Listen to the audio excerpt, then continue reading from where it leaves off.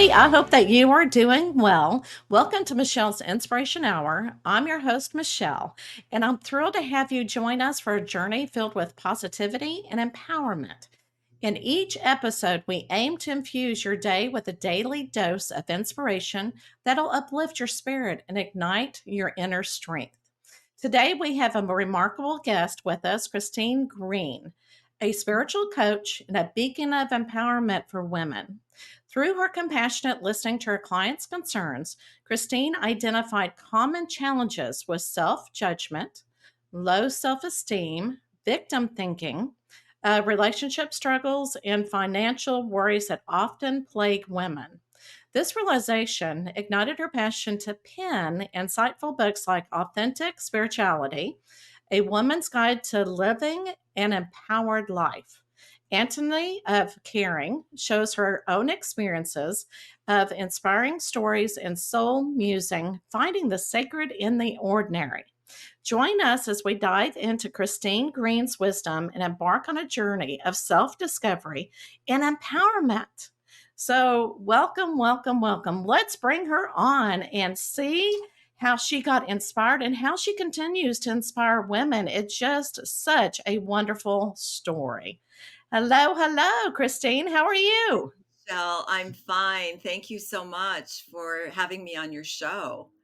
Well, I am so excited that for you being here, and again, you said yes, so I'm excited. And I'll ask you at the very end, I'll say, "Are you glad you said yes?" No, we're gonna have a great time. But I do want to open up a question for you that I am, really you are such a spiritual leader, and you care and you give so much of your energy for others. And so you're making such a huge difference. But what I want to know is Christine, what do you want people to think of you? Who are you? We wear several hats, but you're not ever asked, well, who do you want to be remembered by? And who do you feel like you actually are? Hmm, great question. I'm a seeker. I Hmm. teach because I find all the things fascinating and I want to share it with as many people as I can. And I love to see women light up, that they learn something new, they have an insight, or they'll come with a challenge and I'll say, have you thought about this? And they just light up. And so I love being of service. I'm a seeker. Yeah, I'm a seeker. I love it. Absolutely love it. And I really love how through all the experiences that you've had in your life that you've actually started writing books because a lot of people, tend to write things down in a journal, but they keep it, privately. And you've actually shared yourself with everybody, which is a wonderful thing. Before we talk about the books, I just kind of wanted to have some discussions with you, spiritual discussions, because I think a lot of people really need this. And I think this is such an important question because really it's different for everybody. And that's why I love it so much. So to you, what is the difference between spirituality and religion? Uh, Great question, Michelle. Spirituality, I hear a lot of people say, I'm spiritual, I'm not religious. Right. And so religion has gotten a bad rap. Mhm. Both avenues are avenues to find the divine. Religion tends to be an organized way to get there. And so there are Right. rituals, there are writings, there are scriptures to follow. Whatever religion has some kind of their sacred scriptures. So it's an organized way to get there. And there are some people that maybe after growing up a certain faith, maybe something happens, they move away from religion, but there's still that calling. And that's what happened to me. I grew up Catholic. I was Catholic. I received all the sacraments. I went to Catholic school. But then when I left my parents' home, I kind of like moved away from that. And I said, well, what is it for me? What do I believe? And that's what started me on my quest. So spirituality is more of the our own inner search, so to speak, that we do on our own. Absolutely, and I love that, and I loved how it's so interesting that you said that you were a seeker, and then you're talking about, growing up Catholic, and then you thought, "You know what? I wanna seek and see what I actually believe in." Yeah, So it all goes together, and what do and I've run into the same thing, I've heard that a lot, and I tend to say that too, I don't tend to say that, but I tend to say I'm both. I feel like I'm religious, and I also feel like I'm spiritual at the same time. And it's amazing at how many people who are really, really spiritual have had such a difficult time with religion, and I just feel like I want to tell them, you know what, there's so many churches out there. It's like finding a doctor. A doctor's not for everybody. So what would you right. tell somebody that says, you know what, I don't know about religion, I'm fed up, what would you tell them? So, gosh, for me, it in my seeking, I appreciated I could look back at the Catholicism and say, "Wow, now I understand the ritual. Now I understand why there were certain things. I love the saints. I love Mary. I love Jesus. I love all that. And I don't necessarily follow that prescribed way of getting to God, getting to good. I found a different way. There's no right or wrong way. And so it's to set judgment aside and explore. I always say it's much more powerful to come from a place of curiosity. When we can be curious about something rather than judgmental, it makes it completely changes it. To look at someone and say, "Oh, I that's too strict. I don't like that. I would never go there." That's judgmental. But if you could say, Right. "Gosh, I'm curious. Why do you do that?" It changes it completely. And it creates an opening to want to know more, to want to, "Oh, that's interesting. Let's find out more about that." I love it. And I love what you said that, being grateful for your background and for your religious background, because to me, I feel the same way. I feel real grounded because of my religious experience growing up. Yes. And then as I, like you said, seeked more spirituality, it's almost like it came together. And I've appreciated everything that I've gone through. Now, a lot of people, again, with religion and spirituality and everything, they become afraid. Yeah. So how do you move from being afraid to becoming faithful, or get finding faith, I guess you could say? Is finding faith. Yes, Right. yes. First thing we have to do is identify what it is we're afraid of. So we live in so much fear. We're trained from fear from day one. It's just the way that we are wired and the universe is wired, that when we seem to be on this planet in these bodies and there's things that we're afraid of. So once we can identify what we're afraid of, then we can begin to look at, and there's a process I take my clients through, moving from fear to faith. But we examine, what is the fear? And then if I didn't have the fear, what would life be like? And then we look at, well, what's the behavior that I engage in when I'm faced with this fear? And so we go through this process to see, what is it that I truly desire? And that once we're able to look at that, then we can line up with that. Then we can move in that direction. And by acknowledging what is fearful and what's going on, it empowers us to be able to move forward. Oh, I love it. Absolutely love it. Let's talk about your services. Because I went to your website and I absolutely love this. I thought, man, she is a woman of all talents. Because you're a spiritual mentor, you're do grief counseling and marriage counseling and sacred workshop. Um, I'm having a hard time reading it 'cause so memorial services, consulting, and Uh, facilitating, and also speaker. yes, yes. So you offer all these, and I find it, I love it because, you offer so many different services for people. Grief counseling and marriage counseling, I mean, that is fabulous. So I know I'm gonna ask you this question, but, um, and I think so looking at this, which one is your baby? You know what I'm saying? There's so many services that you offer, but which one do you absolutely fall in love with? I know you fall in love with all of them, but which Yeah. one do you really love? I think facilitating is the Okay. best. I love Okay. facilitating retreats and workshops when I'm in that opportunity to bring more awareness or to take people through a process.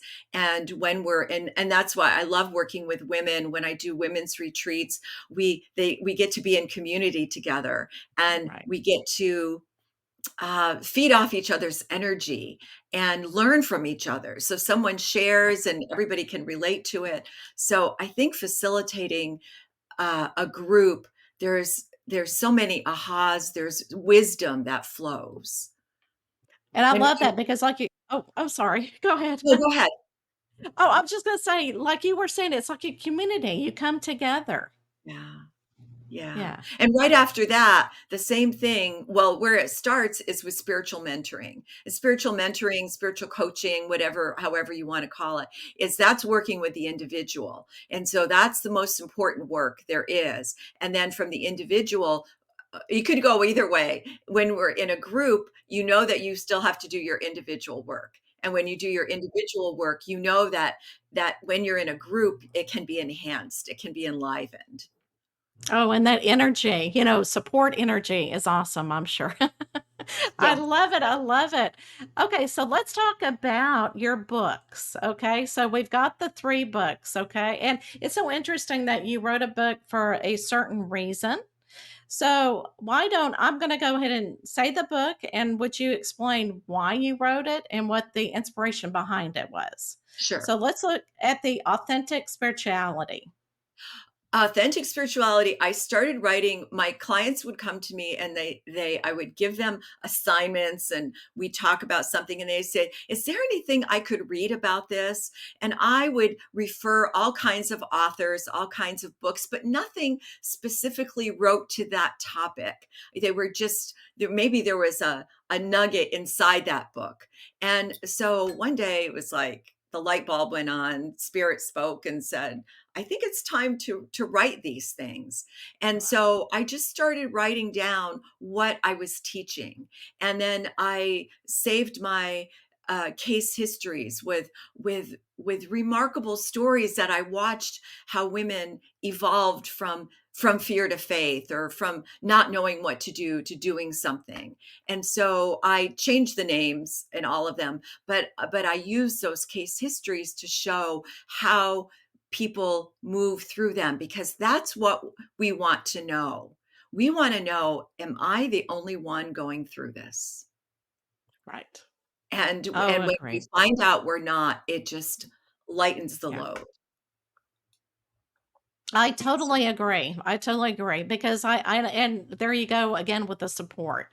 And I think a lot of us tend to shut down because we do think that we're alone. Okay, yes. so then the next book is a caregiver's journal. So I gosh, 11, 12 years ago now, my husband was diagnosed with cancer, and he had a form of blood cancer, and he was on medication, and the medication stopped working, and he started having reactions in his body, and he had to get a bone marrow transplant. Got a bone marrow transplant, and then he it reacted, and he had a series of strokes. So now Mm. then he lost all of his abilities and talk, to remember, to move. So he had to go in rehab and go through this all and learn all over again. And Right. unfortunately, he couldn't survive. His body was so battered by all of this. But in the process, I wanted to create something that, well, let me back up. When I was in the hospital, people would, give me books to read, or I would try to read when I had a minute. And when you're a caregiver, you have no brain cells left. Your brain is Right. on one focus, and it's, what do I have to do next? What is the next thing happening? And so I realized I couldn't read anything, but I really needed to write down my insights, my emotions.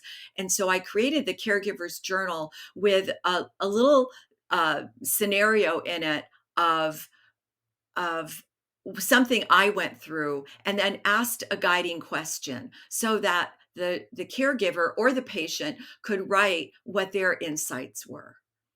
And it's a Ah. way for it's a gift for the caregiver, because those nuggets of information that we get, those things that we notice, that little wisdom, are so powerful, but we'll forget it in a minute. So it's important to write it down.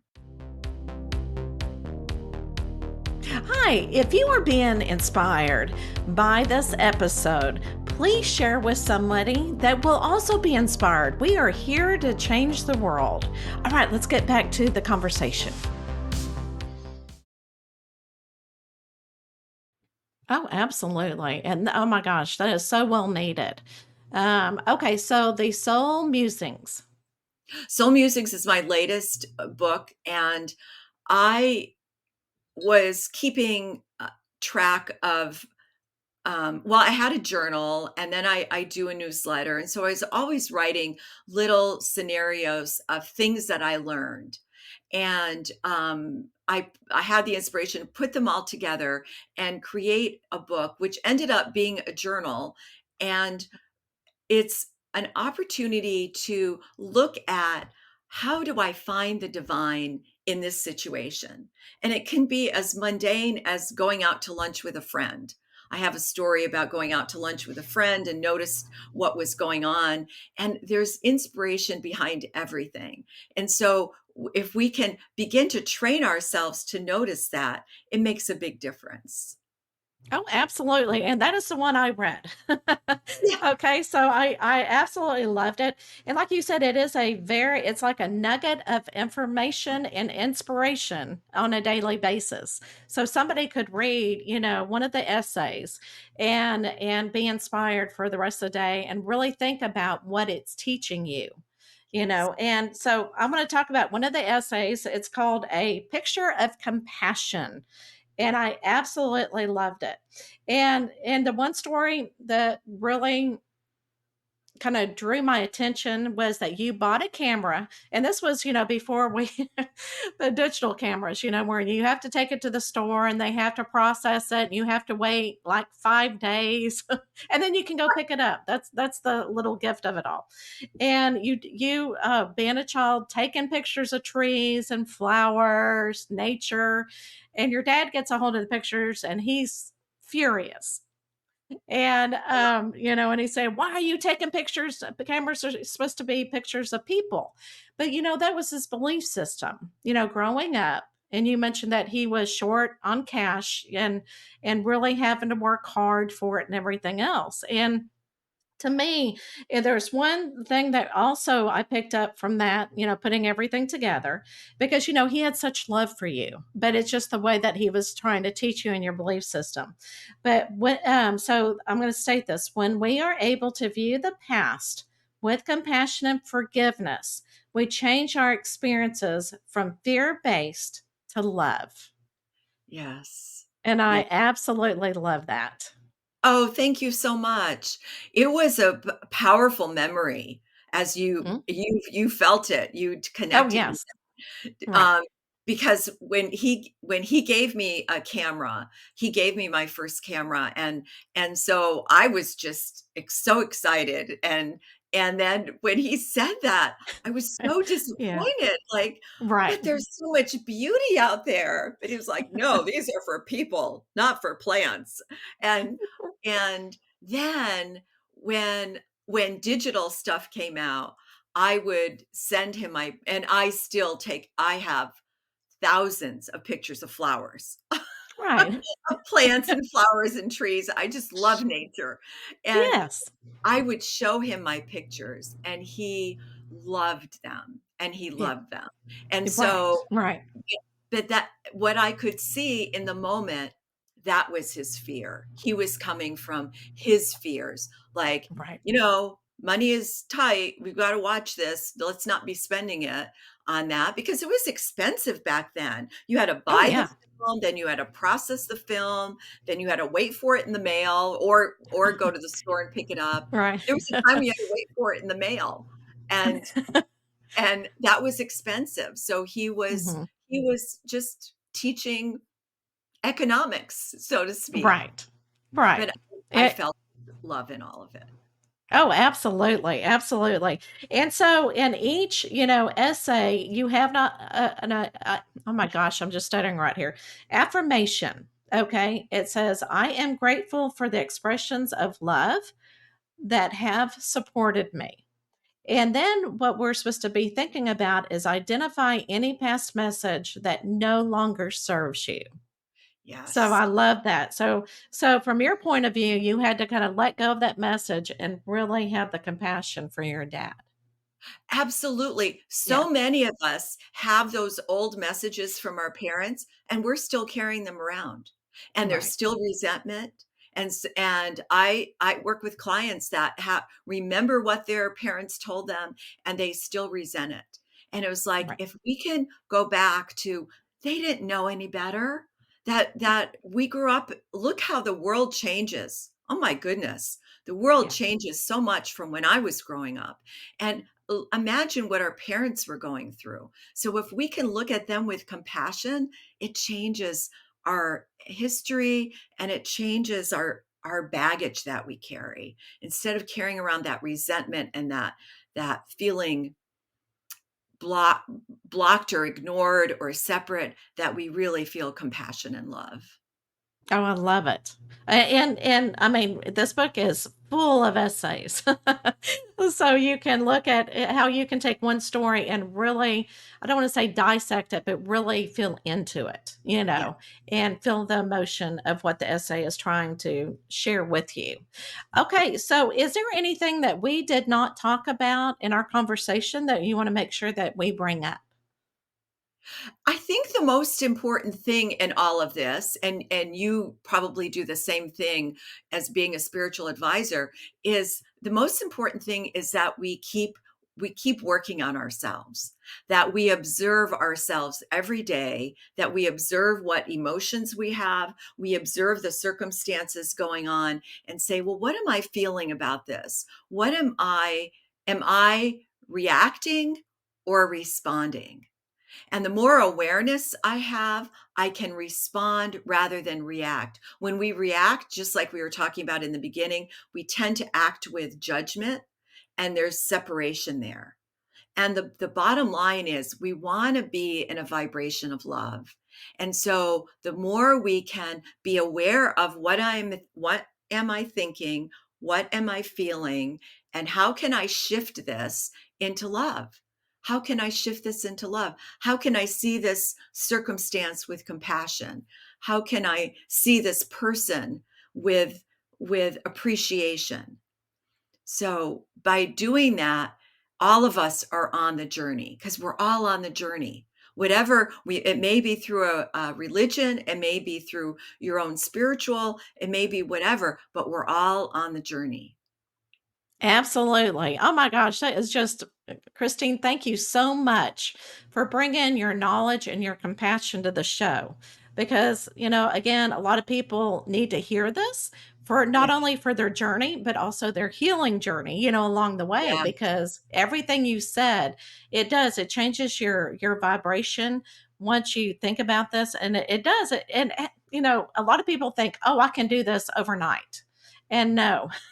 yeah, So it's like anything else, it takes time, and then you can really feel your energy changing, and that's when it's all worth it. yes. This is a lifelong journey. It's a Yes. lifelong Yes. journey. There's always something new we're going to be learning, and Right. there's no end point. It's like, "What can I learn today?" Right. Right. Yes. Absolutely. And that, and so thank you so much for reminding us of all of these things. Are you ready for the last question? Yeah, I'm ready. All right, let's bring it on. All right, I'm going to go ahead and spin it. Let's see. Let's see. The anticipation. Oh, oh no, that one. Okay. One wish. One wish. So, what Oh, wish would you wish goodness. for? Gosh, one wish. That's a big one.